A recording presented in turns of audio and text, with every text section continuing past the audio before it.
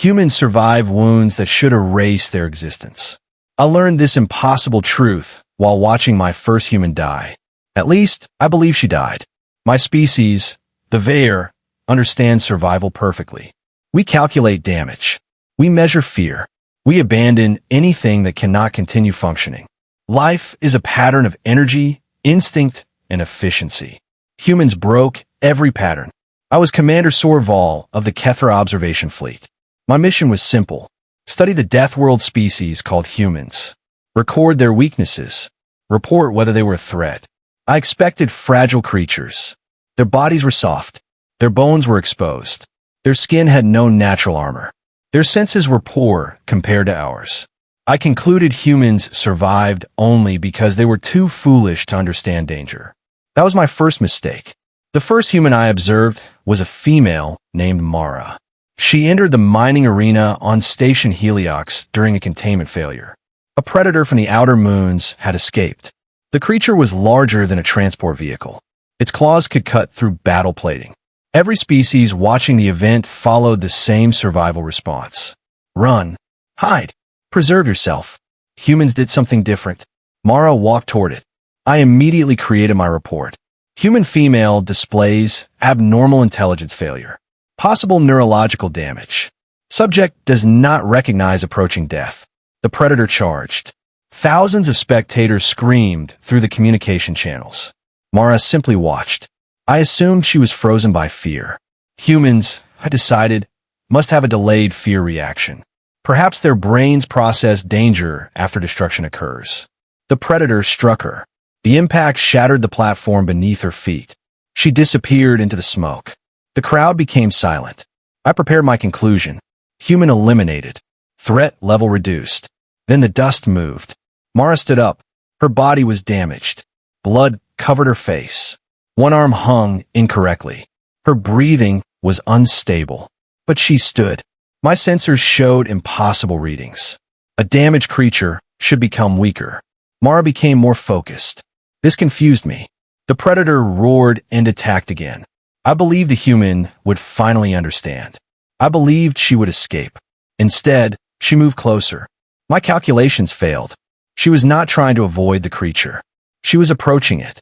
I recorded a new theory. Humans may not understand predators because their brains cannot recognize superior life forms. The predator slammed into her. This time, everyone knew the outcome. Even I knew. Then something impossible happened. Mara grabbed the creature. Not its weapon. Not its armor. Its body. Her hands locked around it. The predator tried to pull away. It failed. I checked my instruments. The machine was correct. The impossible was happening. A small human was holding a creature 10 times her mass. The predator struggled harder. Mara moved. She lifted it. The entire station watched as the human raised the monster above the platform. For 1 second, my mind rejected reality. Then she threw it. The predator flew across the arena and crashed through the opposite barrier. Silence followed. Complete silence. I could not process what I had seen. My original conclusion was wrong. So I created another. Humans must hide extreme abilities until the perfect moment. They pretend weakness. They pretend fear. They pretend to be vulnerable. This was terrifying because deception was a hunting strategy and humans were predators. I watched Mara walk away from the destroyed arena. The crowd did not cheer. They moved away from her. Not because they hated her, because they feared her. I understood that feeling. For the first time in my existence, I felt something close to what humans called fear. But my fear was different. I was not afraid she would attack us. I was afraid she would choose not to. That was the pattern I discovered. Humans always had more strength than expected. They always endured more than predicted. They always continued after the point where survival should end. Every human action seemed irrational. A wounded human protected others. A trapped human attacked stronger enemies. A dying human still attempted victory. I believe this was stupidity. I believe they simply could not accept defeat. I was wrong again. Days later, I observed Mara during a second emergency. A reactor failure spread through the station. The escape routes collapsed. The logical decision was immediate evacuation. The Vaer would have left. The Kethra would have left. Every intelligent species would have left. Mara ran toward the danger. I watched from the command deck. My conclusion was immediate. Humans are attracted to destruction. They seek danger. They move toward the place where life disappears. But then I saw who she was carrying. Not a weapon. Not supplies. A small alien child. A species Mara had never met.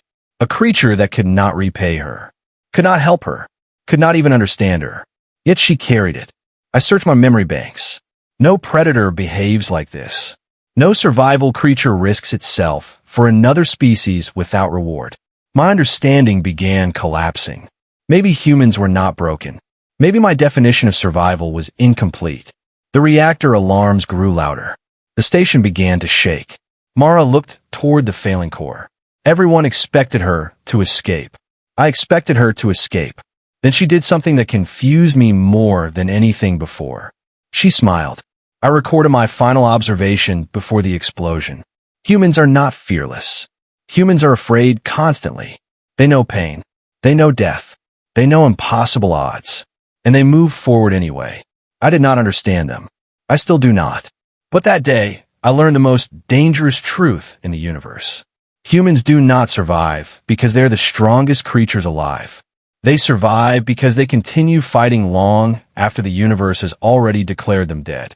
I thought I understood humans after Heliox. I was wrong. Understanding humans was like trying to understand storm. You could measure the wind. You could predict the rain. But you could never understand why it chose to destroy one mountain and ignore another.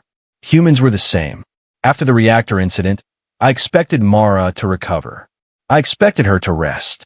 I expected her damaged body to finally surrender. Instead, she returned to work, walking, laughing, helping others. I checked my medical records. Impossible. Her injuries should have required months of recovery. My conclusion was simple. Humans must ignore pain signals. Perhaps their nervous systems were defective. Perhaps suffering did not register correctly. Again, I was wrong. I later discovered humans feel pain more deeply than most species. That discovery disturbed me, because it meant every step they took was a choice. They were not unaware of suffering. They moved through it. The bear never did that. We avoided pain because pain meant danger. Humans walked directly into danger while carrying pain with them. I began studying them more carefully. I searched their history. Wars, disasters, extinctions. Every record showed the same pattern. Humans lost. Then they returned. They failed. Then they rebuilt. They were defeated. Then they became something stronger. I created a new theory. Humans evolve through destruction. I believed conflict created their strength. I believed they needed enemies. That they required monsters. That they were incomplete without something trying to kill them. This frightened me. A species that grows stronger from threats is the ultimate predator. Then the invasion began. The Zalor Dominion arrived above Heliox. They were not like the escaped predator. They were intelligent, strategic, merciless. Their ships covered the sky. Their weapons could erase cities. Every species on the station understood the outcome. The Dominion had won before the battle started. I sent my final report. Human resistance probability, minimal. Survival probability, near zero. I was certain. Humans had reached the limit of their impossible endurance. Then Mara entered the command chamber. She looked at the invasion fleet. Everyone expected panic. Instead, she asked one question. How many civilians are still trapped? I did not understand. The enemy fleet was outside. Death was approaching. The logical concern was escape. But Mara cared about others. I recorded my observation. Human decision-making remains irrational under extreme pressure. Then something unexpected happened. The humans did not prepare weapons. They prepared rescue ships. This confused me. They were not trying to win. They were trying to save everyone. I believe this was weakness. A mistake. A waste of resources. The Dominion attacked.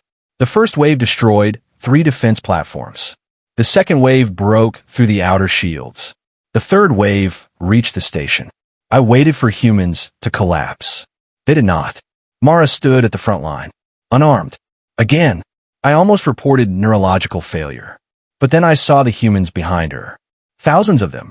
Engineers, doctors, Workers. Families. They were not soldiers. They had no armor. No advanced weapons. They stood together. My sensors detected something strange. The humans were afraid. Extremely afraid.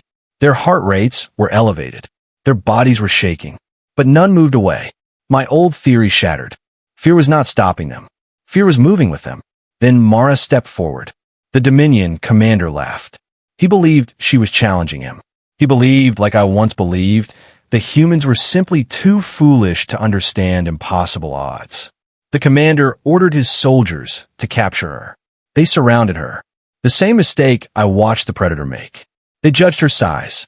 They judged her appearance. They judged her as weak. The first soldier grabbed her arm. The second tried to force her down. I prepared to watch another human defeat impossible logic. But this time was different. Mara did not fight. She surrendered. I was confused. This was not the human pattern. Humans always fought. Humans always resisted. Why was she stopping? The Dominion soldiers dragged her away. The station fell silent.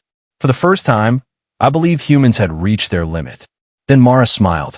The same expression from Heliox. The expression I never understood. A moment later, every human device on the station activated. Every system, every machine, every abandoned tool. The humans had not been preparing weapons. They had been preparing the station itself. The entire time, I finally understood. Humans were not strongest when they attacked. They were strongest when they endured. They allowed enemies to believe they had won. They allowed predators to move closer. They allowed danger to enter the perfect position. Then they survived. The Dominion fleet suddenly lost control. Their own systems turned against them. Not because humans had better technology. Because humans had studied them. Adapted. Changed. The Dominion commander demanded to know how. Mara gave the answer. She said humans learned from every creature that tried to destroy them. I understood then. The Predator in the arena. The collapsing reactor. The alien invasion. They were all the same. Humans were not fighting enemies. They were collecting lessons. Every attack against them became part of them. Every wound became knowledge. Every defeat became preparation. The universe created countless species that survived by avoiding danger. Humans survived by meeting danger. I looked at Mara standing among the ruins. The same human who should have died. The same human who lifted a monster. The same human who walked into fire for strangers. I finally corrected my first report. Humans are not impossible because they cannot die. Humans are impossible because they continue after accepting they might. I returned to my species with the truth. I told the Vaer not to fear human strength. That was not their greatest weapon. I told them not to fear human intelligence. That was not their greatest weapon either. I told them to fear something much worse. Their mercy. Because the same creature that could throw a predator across a battlefield could also carry a dying enemy to safety. The same hands that destroyed could rebuild. The same heart that feared could still choose courage. Years later, my final question about humans remained unanswered. Why did a species built from fragile bones and temporary flesh become the most dangerous life form in the galaxy? I finally discovered the answer. Humans were never impossible because they survived death. They were impossible because death itself had learned to be afraid of them. If you enjoyed this HFY sci-fi story, don't forget to like, subscribe, and turn on notifications for more epic human versus galaxy stories.